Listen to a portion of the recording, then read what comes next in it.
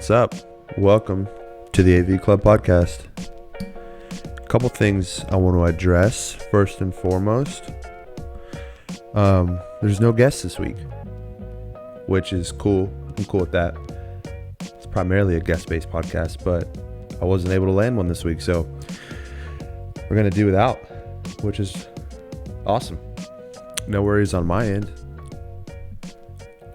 My goal with this is to be as consistent as possible. And I know that I don't have the status to draw people in every single week.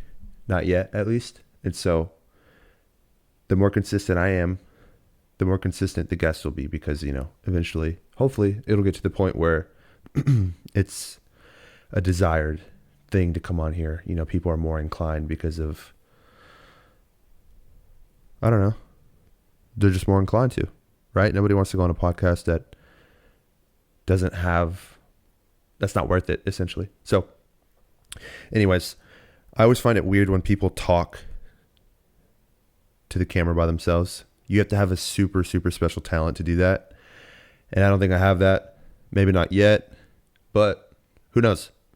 Maybe somebody will enjoy this podcast, but it's going to be shorter intentionally because I don't have a guest. I don't like to just do it solo.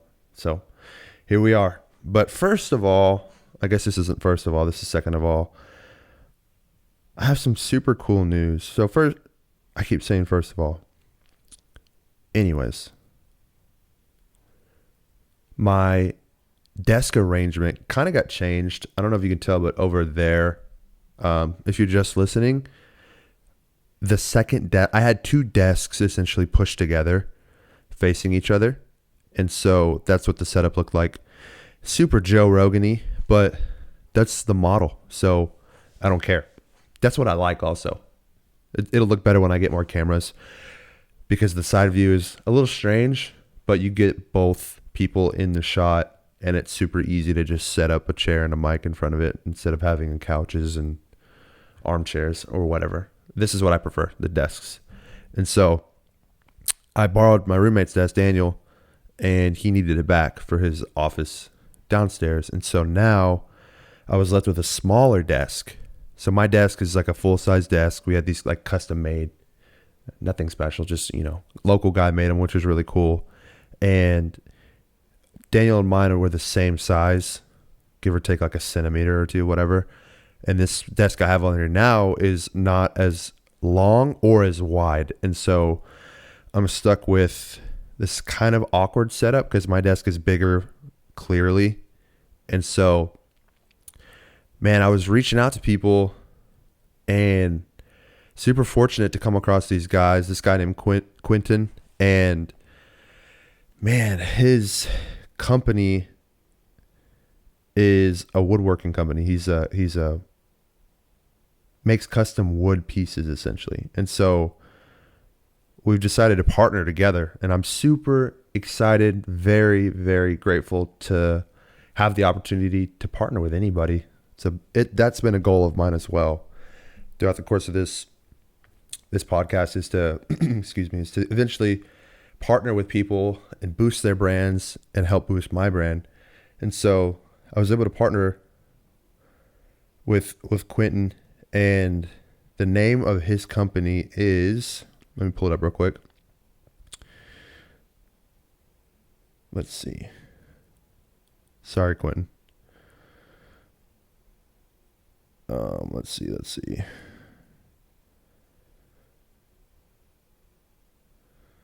What's it called? Come on. Fun fact, I was in a business fraternity in college, and Quentin was in the same fraternity, just in a different school, which is super dope. But there it is. Sorry, man, that took forever. So Quentin and his business partner have a company named Show Off Custom Woodwork.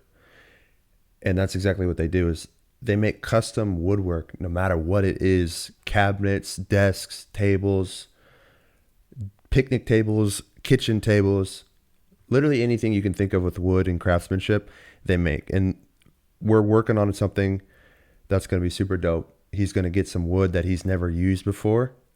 And we're going to make something really, really cool together.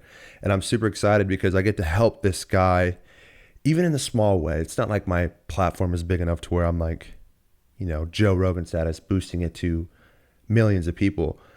But I get to boost it to everybody I know, which I'm super grateful and glad to do, to help them out, right? And we're helping each other out. And that's the cool thing about partnerships, is that you can't have a one-sided partnership. It's double-sided. So we're helping each other out in the process. And Quentin and his partner, they do great work. I've seen a lot of images on his social media, and the stuff is phenomenal. Like, I can't believe that he's like my age doing this, because it's that good. It truly is. And I'm not just saying that. I'm a big fan of like custom stuff, right? I'm a big fan of custom stuff, and I like good quality stuff. I don't usually get poorly made stuff, unless it's something like, I don't know, flip-flops, whatever. But anyways, his stuff is super reasonably priced. It's that's why I was so attracted to it in the first place, is because it was in my budget. And so it was just an all-around good deal. And these guys have a Facebook. I'll tag it in the links. And I just can't get over how good the customer service is. Quentin has been super great and helpful in this process. I know nothing about woodworking, and he's been there for every question, every detail, measurements, custom lengths, and all that stuff. Because the desk I'm getting, the table I'm getting is, sort of custom due to the fact that it has to be like a kitchen table size, but a little wider, a little taller. A lot of details, and he's gonna make it look awesome. So I'm super happy to have partnered with him and his buddy. Show Off Custom Woodwork, because they'll show off the custom woodwork they build. There's you a slogan, Quentin. But anyways, man, I'm grateful for the opportunities that this podcast has opened up for me. And like I said, man, this is weird. I've never one-on-one talked to the camera before, long form. And I'm going to be doing that today, which is what I'm already doing. It's a little awkward. It's a little bit awkward, but my goal is to stay consistent. So I'm going to release this as if a normal episode was coming out.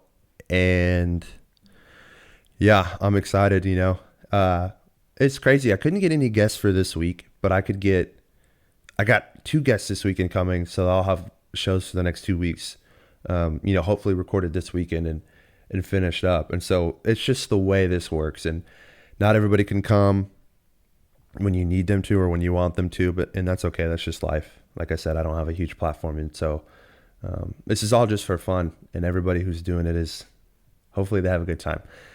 And yeah, that's one of the coolest things about this, is that it's been fun for all the guests. Every time we wrap a show, the guests is just they're just elated.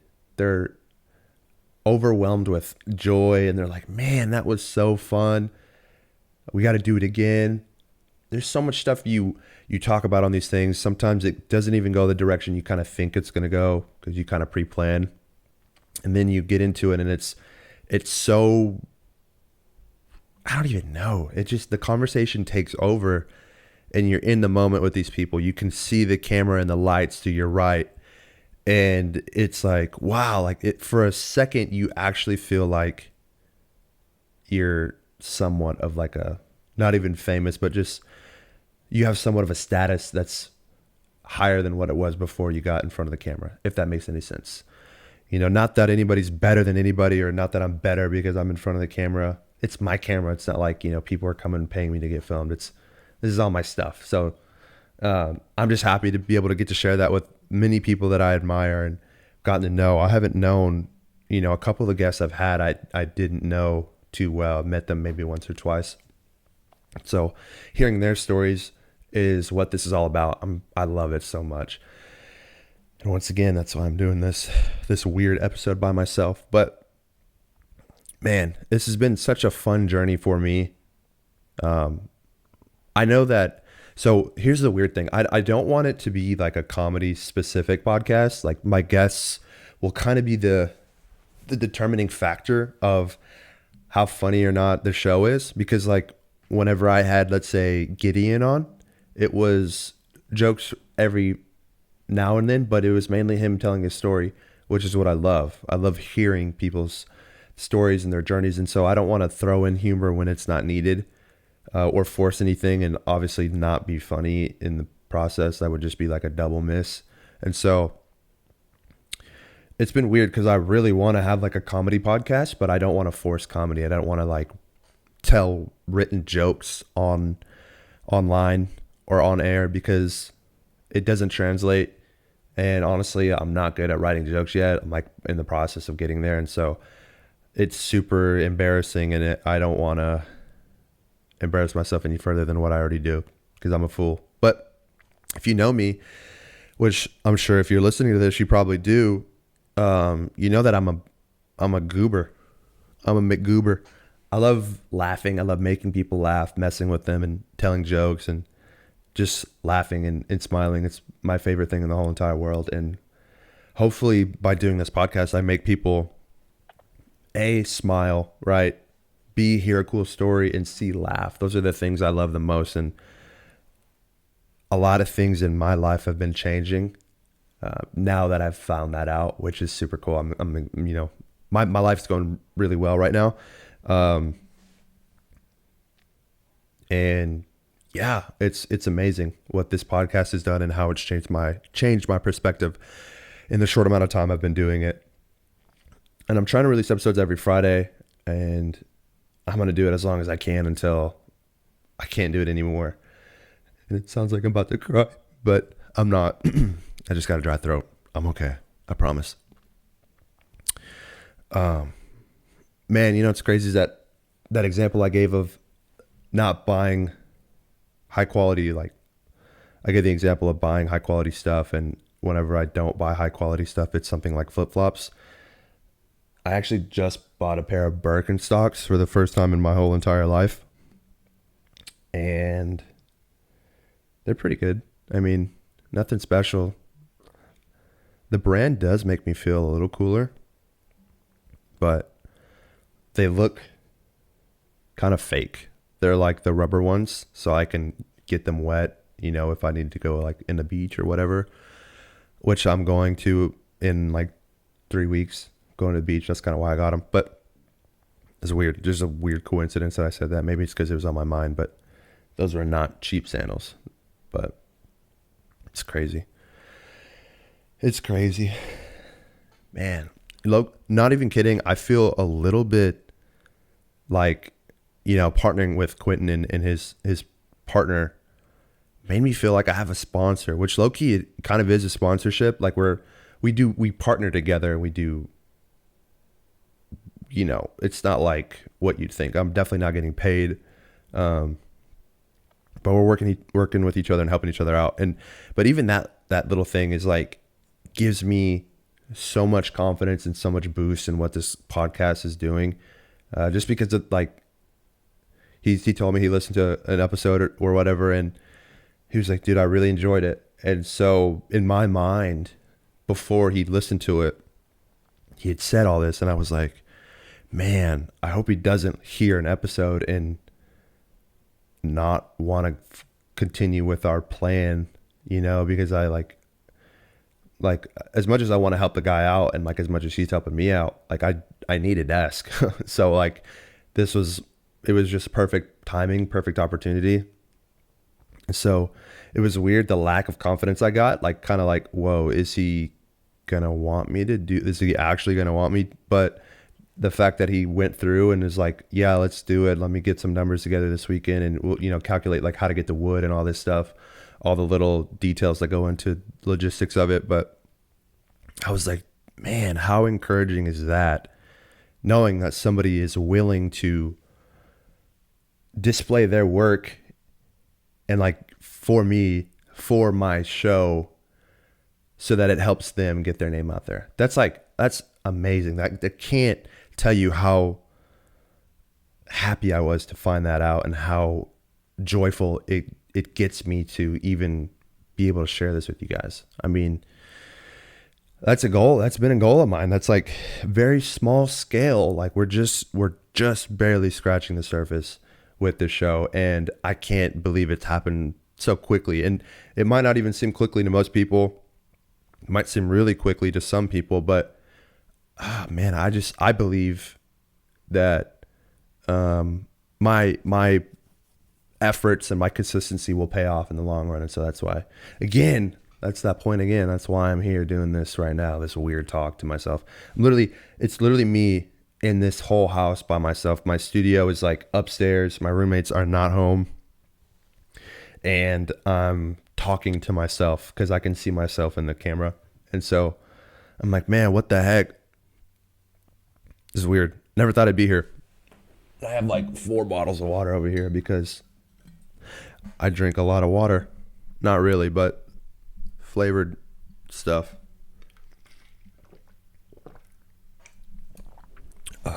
Yeah, that's good stuff. This podcast is also brought to you by water. H2O. Drink it and you'll live. Drink it and you won't die. If you drink water, it's proven that you won't dehydrate. It's like a proven fact, and you can look that up. You can fact check me if you want to, or don't. Just take my word on it. But if you don't drink water, you will dehydrate. If you do drink water, you won't dehydrate. That is just the name of the game, baby. That's the name of the game. H210, baby. 2 H's, 1 O's makes hydration to us. I don't know. See, now I don't know what to say, and I'm just rambling, which is okay. I kind of like it. It's kind of cool, kind of very weird though. More weird than cool, like 90% weird, 10% cool. I don't do this often. And actually today I knew I wasn't going to have a guest. This week has just kind of been busy for everybody. And I was like, man, what am I going to do? Am I going to not release one? Am I going to just put out like a little promo saying, hey guys, no guests this week, but next week we'll have one? No, I wasn't going to do that. I wasn't going to do that. I have to be true to myself. No matter how many people listen to this or don't listen to this, I have to just continue with it. So yeah, and we're here. I was talking to myself all day at work. I was like, what am I going to say? What am I going to say? And then I would say some stuff out loud while I was like working by myself in the room, in the back room. And then today I went to check the mail. My girlfriend dropped me off. Shout out to my girlfriend. She told me to say that. But my girlfriend dropped me off at the mailbox after she stopped by. And then I walked home. And legit, the whole walk home, I was like practicing what I was going to say. I got a little nervous. I was like, man, I'm just not going to do it. Like, so many doubts just went through my head. But it ended up being cool. Ended up being really cool. Man, I can't tell you how badly I just want to do this for a living, and how badly I want to not that there's anything wrong with it, but I just don't, I haven't found the 9-to-5 job thing to be what I was made to do. And it's kind of weird saying this out loud because now, you see me in a couple years and I have a 9-to-5 job. It's like, I mean, I don't care what people say. It's just a little bit embarrassing if you say something like, oh, I'm not going to do this. And then, people see you doing that. It's like, not only is it like hypocritical, but it's like kind of like, oh, you're a loser, but I truly like that. Just because those are like the facts or how I feel doesn't mean I care, if that makes any sense. Like, I don't care if people say that. Like, I got to do what I got to do, but just a weird thought. But anyways, 9-to-5, I've right out of college, I got a job, was working, and that wasn't even a true 9-to-5, but it was. And I still couldn't even I had so much availability in my schedule. I was making decent money and I was just not fulfilled, And so I can't even imagine if I had a desk job like I was really thinking about I was going to have right after college. That's just wild thoughts in my head, but I've been talking a lot about aliens. Like, aliens has come up a lot kind of in my life, and people at work. I work with a very diverse group of people, not only like racially or ethnically diverse, but um, just the way their minds work. Of course, not everybody thinks the same. It's like obvious, but like these people are so like different than any people I've ever met. It's crazy, and I have a good time. It's fun, but we've been talking about, like, the question comes up. It's like, do you believe in aliens? And so I've been thinking about it way more, which is, something I've really never thought of. Um, I had never thought I'd be talking about it on here in my 30-hour monologue I'm about to give you guys. But aliens, man, it's a crazy topic. I mean, there's just been I think there was just released that some proof, or at least some verbal, like, proof, verbal accounts from the government that's confirmed seeing UFO or something like that. So obviously we know, like, there's something out there. But, like, basically my thoughts on the whole thing are, I don't even know how we got here, but I think it was the water. That doesn't make sense. But basically my thoughts are on aliens is that, like, there's been enough proof for me to not question, right? And even if there wasn't the proof, it's like, who are we to say, oh no, there's not aliens in this world that's, like, in this universe that's just one of many universe in the whatever you call this, like, this whole thing we're in, not Earth, not the galaxy, not the universe, but, like, this just thing we're all living in. And it's super weird. I don't know. It's weird to think that there's not, because it's just so big. That's my whole point. It's like, how could any of us say definitely with our whole heart, no, aliens aren't real? Are you kidding me? Are you crazy?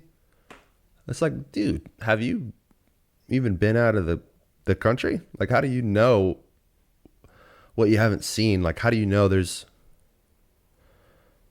I don't even know. Like, if that's your logic, if it's like, cause you've never seen it, or if you've never seen it, then I don't know. There's a lot of things you haven't seen that are real in this world. It's why would you even, cause I've heard that excuse a lot. And one of the people at work, I think, said something like that. And so anyways, I don't know. That was just in my mind, but man, I'm still stoked about this little ad thing. Trying to get some, what kind of wood is it? What kind of wood is it?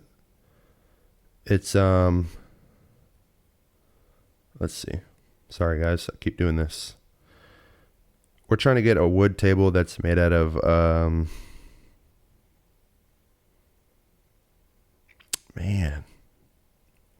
walnut. God, why couldn't I remember that? Walnut. Walnut. From Australia. That was bad. This is awkward, man. If you thought I was going to be funny on this, I'm sorry if I'm not funny. I don't know how to be funny on command like this. I'm working on, I'll tell you a little life update. I'm working on writing more than I have ever written. I mean, I've just been so motivated to write jokes, because I would like to attempt to do something in the comedy world. That maybe stand up, I'll probably try it. Dang it, this AC is going to make this loud. Anyways, probably stand up. I want to try that for sure. Super scared. I'm terrified. And not that I'm, like, embarrassed. It's just, like, I think the fear comes from me not even being embarrassed, because, the majority of the people in there, all the people in there, I probably won't know, probably won't see them ever again. That doesn't scare me. I will have stage fright, right? I think that's a pretty common thing to have, but that's not the part that scares me. The part that scares me is that I won't be funny, like, and then what? It's like this thing I think I want so badly. What if it's not for me? And of course, that's just a natural fear, and it's a possibility. And I'm not saying it's not, but I'm not saying it's not going to happen either. There's a lot of ways this could play out, but I at least want to not regret not trying it. And I'm young, so, like, what do I have to lose besides like what, my house? I don't need that. My truck? Pfft, take it, you know? I'll walk to the mailbox, you know? I'll walk to the mailbox. Why do I need my truck? I'll find a bike. I'll find a freaking bike, man. I want to get a bike, but I'll walk to the mailbox with or without a bike. That doesn't make sense. Let's talk about fitness and then let's wrap this up because I'm just rambling at this point. I don't even know what I'm saying. I don't know how people do this. There's a guy named Tim Dillon who's freaking hilarious. He's a guy from New York, comedian, and me and Taylor, we went and saw him at the Paramount Theater in Austin. And first of all, I think this is for anybody, most people, right? I'd just go on a limb and say, if you see some artwork, like, and I'm not even talking like a painting, I'm talking any sort of art, stand-up comedy, sketch comedy, singing, whatever it may be, like photos, videos, anything along that line, movies. If you see like a beautiful work of art and that doesn't inspire you, then something is wrong with your brain. I mean, shoot. Come on, give me a break.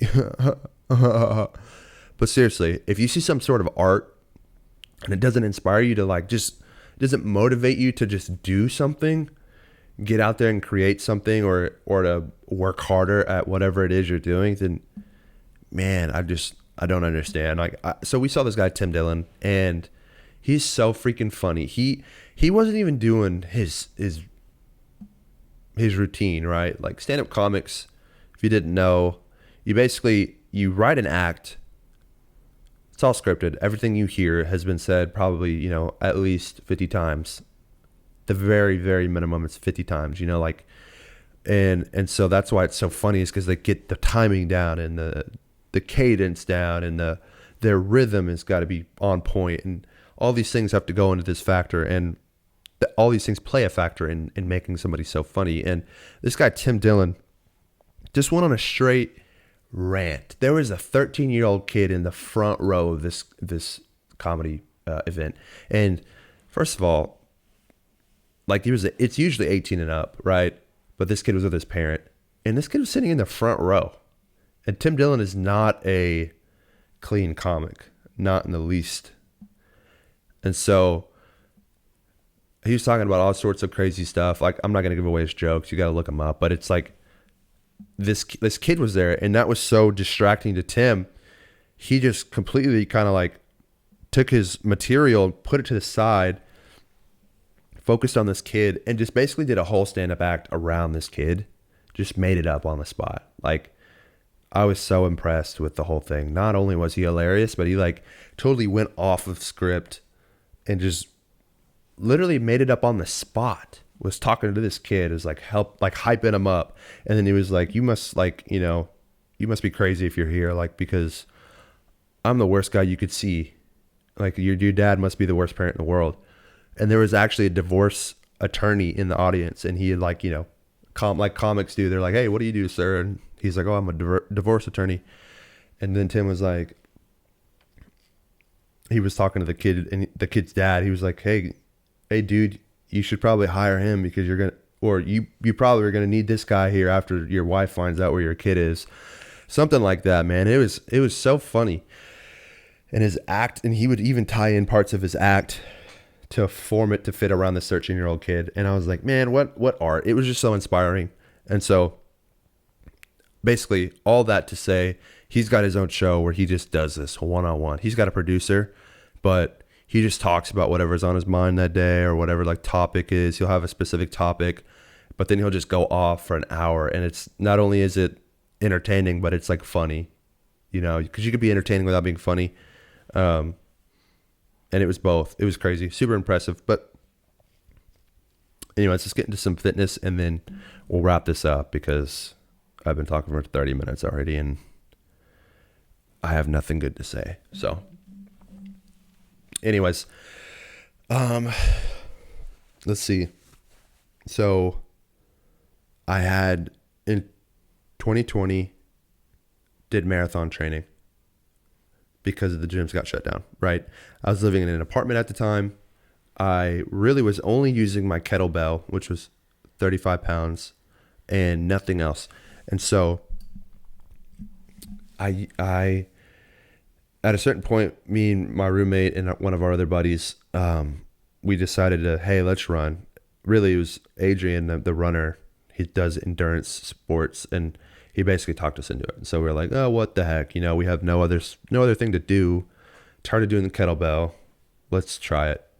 So we start this training, and essentially what, you know, like very, very basic scale marathon training is during the week, you'll do, you know, like let's say week 1, right? Of course, you're not going to start on like 8 miles.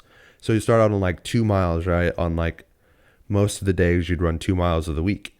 During the weekend, Saturday or Sunday, whichever day you prefer, you do a long run. So obviously that's a longer run than what you have been doing. A long run your first week doesn't mean you're going to run 12 miles. It means you're going to run, you know, if you're running 2 during the week, you're going to run like maybe 4. Like 4 would be a stretch. You know, you're going to add like a mile or 2, right? And then 2 miles is like far more advanced. So you're not going to add 2 miles just randomly during, you know, week 2, you know. But so we're adding these miles. We're getting to the point to where every day we're needing to run 7, 8, 9, 10 miles during the week. Like on a Tuesday, we're running 10 miles. And I'm like, this is bull, man. What am I doing here? And some of them are really fun, right? Some of them are freaking awesome because you get to hang out with your buddies. You build up your endurance enough to where you can speak to them and you can talk during your run, and you can pick up the pace or whatever. And then, or you can just have your chill runs where you run like a 5-mile lap and that's it. Like, and then you're like, cool, that was, you know, super easy. Let's finish the day. But like once you start, this is kind of like backtracking just a tad, but once you get into those mileage where it's like, I'd say 8 is where it hit me the most. Like, well, first hit me, I should say, where it first hit me.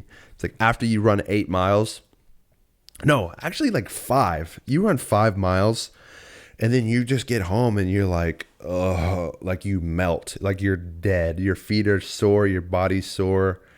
You're just exhausted. Like I've never been this tired after these long runs, like ever. Even playing basketball, you just sprint the whole time. You know, you stop every now and then of course you have your timeouts and stuff. But basketball, the majority of the time you're spent just sprinting, like back and forth and cutting and short distance sprinting and then long distance full court stuff. And you're never this tired. I'm talking drained. Like I'm talking to the point to where we would run in the mornings. Like let's say we'd run at, for example, we'd run at like 6:30 a.m.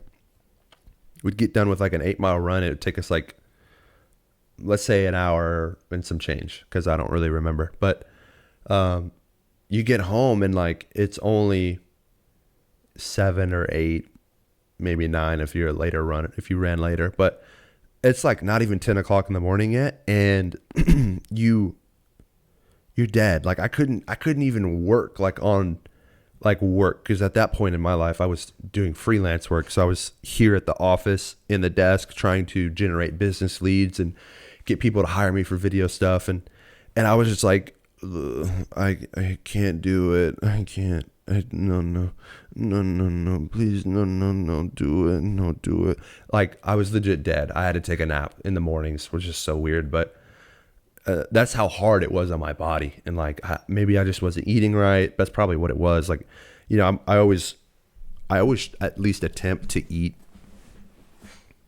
good. You know, I have a very basic understanding, maybe a little bit deeper than basic understanding of what I should eat, but I was staying away from like super bad carbs, you know, like every now and then I'd have a cheat meal or whatever, but I thought I was eating good, but that might have been just for like working out. Like maybe I was just eating not enough or too much of the wrong stuff, or either way, I was super drained. And then, you know, we get to the point where we're running, like I said, 10 miles during the week on like a random Tuesday.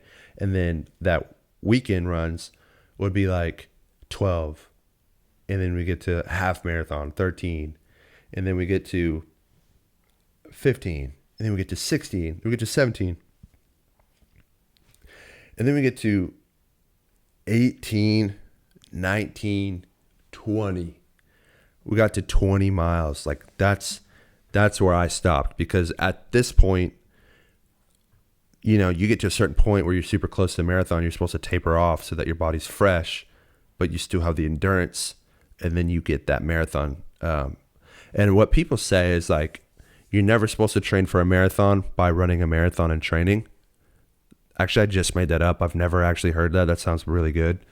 But essentially, people were telling us, yeah, you stop running your long runs at like, the farthest you want to run is like a 22, right? That's like your max. You don't want to run a 26 preparing for a 26. You want to run a 22, and then at that point, your adrenaline will carry you the last 4.5 or whatever. And I'm like, that doesn't make any sense to me, because like, if I haven't gone through it already, how am I going to know how to do it?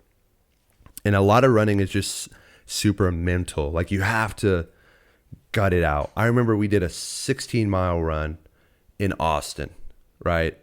We would go to Austin in the morning. There's a very, very cool track course, you could say. It's around Lady Bird Lake, right? And it's a big loop around the lake, right on the out. It's so cool, especially in the mornings, like when you can see the sunrise and you can see the skyline like up close. It's amazing. But essentially, there's a small lap of 5 miles, right? You finish one, you complete one lap of on the small one, and it's a 5-mile lap. And then you complete another lap, of course, for 10 if you do 2 of the smaller ones. But there's a bigger one, and it's a 10-mile lap. So we did it. What did we do? We went through the city. We ran 6 through the city or something like that. And then we ran the 10-mile lap to finish. And oh my gosh, it's like, you cannot imagine like that was the most excruciating workout I've ever gone through in my life, physically and mentally. I got to the point to where I was running so slow that like I wasn't even breathing hard, because like my body was just so tired. My feet were like freaking, they weren't bleeding, but man, they were, I don't even know how to explain it. They were just dead. Like my feet were just not even, they were worthless. I was basically dragging my legs, dragging my feet. And it was the hardest run. That was the hardest run.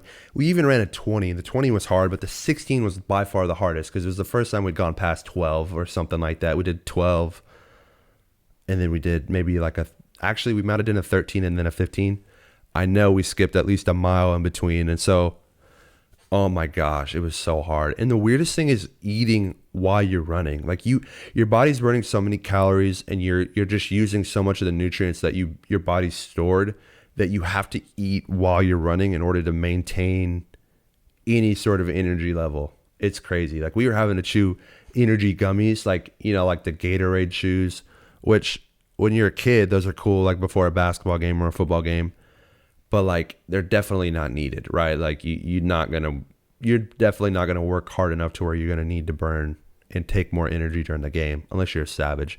But I wasn't a savage in middle school, and but like we'd have to take this on and there's time, like there's suggested uses, and so like after the first hour you would take one. Imagine running for an hour, and then imagine running for another hour. I've done that multiple times.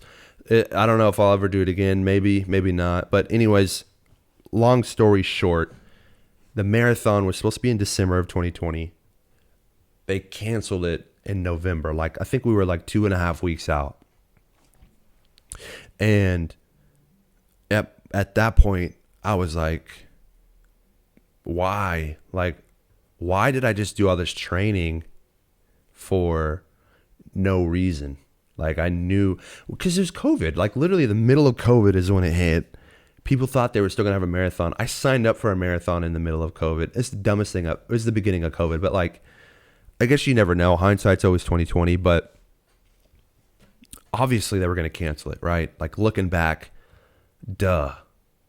Even if it was outside, you're gathered with a bunch of hundreds of people, breathing heavy, sweating, probably spitting when they breathe, spit and sweat, whatever the case may be. There's no way that thing was going to happen. So 2.5 weeks before, it got canceled. And so Adrian and Daniel were like, well, when are we going to run it? And I was like, huh? What? When are we going to run what? The marathon's canceled, boys. Yeehaw. I'm going to bed. But I just, like, I was like, the decision I made was to not run it. They ended up running one, which is cool, props to them. But my thing was like, at first I was like, yeah, this is going to be cool. And then I was like, man, I'm not enjoying this. Like midway through, like a little later in the process, I was like, dude, I feel like, and I'm not good at running. Like, just keep that in mind. I'm not good at running.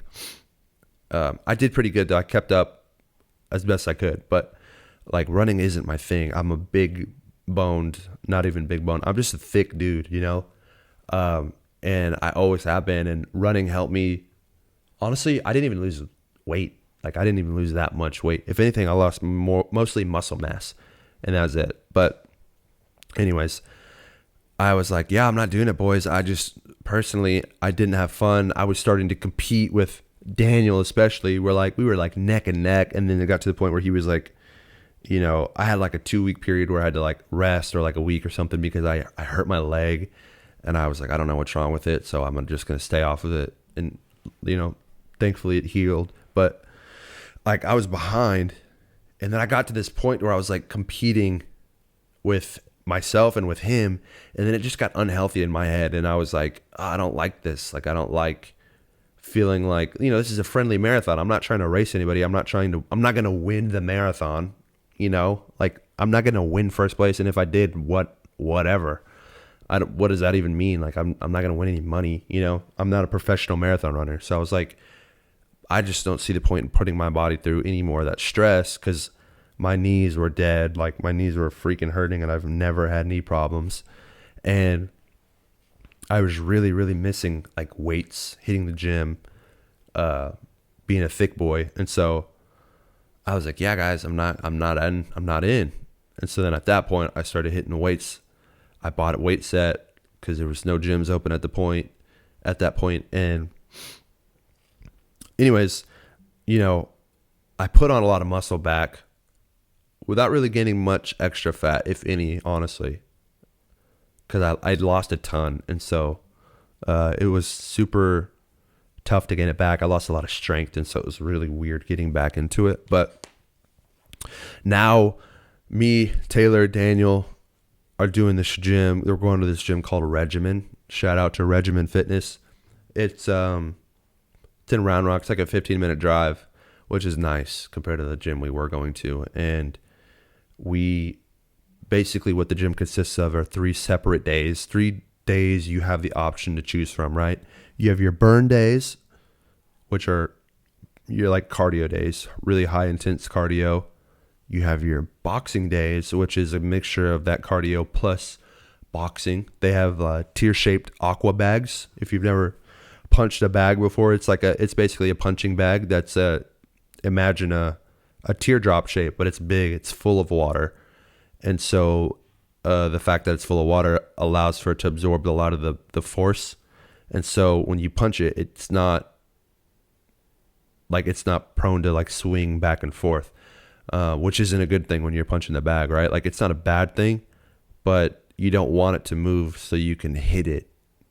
That makes sense. If it's moving from left to right, you got to wait for it to stop moving. You can hit it while it's moving, but it's better for like your form and everything to hit it while it's stable. And so these allow for that to happen easier. And then you have your build days, which are heavier weight days mixed with cardio. And it's killer, man. We get to wear a heartbeat monitor, like a heart rate monitor. It's one of the ones that wraps around your chest, like right underneath your pec line. And it's, they're cool. At least it makes you feel like, yeah, like I'm kind of like a stud, we're wearing these heart rate monitors. And even though it really means nothing, like cool, you get to see your heart rate, but like unless you're like a UFC fighter or like a professional athlete, like your heart rate, it's a big deal, right? That's like your fat burning and your cardio stages are determined by where your heart rate is, but you don't need it. Like if you're just an average person working out, like everybody who goes to that gym, you don't need it. But it's a way for the coaches to monitor how hard you're going or how hard you're not going. And so it's super dope to see it, because it's like, oh man, I'm only in like the blue, which is like the 60% like heart rate compared to like, like your 80s, which is like your yellow zone, and then your 90s, which is your red zone. And so I'm doing that right now. I'm prepping for a vacation we're taking in mid-May, early May, mid-May, something like that. It's going to be fun. And yeah, I'm just trying to keep it up. Really what the goal is to put my foot on the gas and continue to write, continue to get better at the things I need to get better at in order to take the first steps to my future goals. So this podcast is super helpful. Once again, shout out to Show Off Custom Woodwork, baby. My boy Quentin, he's taking care of me. Like I said, I'm going to link them in the description. Hit them up if you need any woodwork. I know a lot of young adults, you're going to need tables. Trust me, I bought a kitchen table and they're really expensive, and you're not going to find what you want all the time. Like, you're going to have to settle most of the time to get like a decent price, which is still super expensive. And these guys take care of you. They'll help you customize whatever you need, whatever you want, for a very, very reasonable price. Like, I'm talking better than any store you could go to. So, hit them up, hit me up. If you have any questions about anything, I'm a life coach now. After this talk, I feel like I'm a counselor. I feel like I'm a counselor to myself. I just basically gave myself a counseling session, and I'm going to charge myself, pretty high rate for this hour. I guess I've done. Didn't think I was going to go for an hour. If you're still listening, I love you. I love you so much. I love you so much. And scene. Thank you. Thank you. I'm an actor. Anyways, like and subscribe, baby. I've never said that before, but I'm not going to cut this out. So like and subscribe, and we'll see you next time. Oh, also, if you make it this far in the podcast, let me know if you think that I should make some merch. I make t-shirts for a part-time job, and I have access to all the merch. And so I'd make it by hand. I'd have my logo on it. Just let me know what you think, and I'll get it done. But yeah, serious about the merch. Let me know what you think. And I love you all. This is truly what makes me happy. One of the things, this isn't the only thing that makes me happy. My family, my friends, my girl. But man, I'm telling you, this thing is I love it. So thank you very much for listening, and we'll catch you on the next one. Peace. Peace and love. And these nuts. Peace, love, and these nuts. Thank you.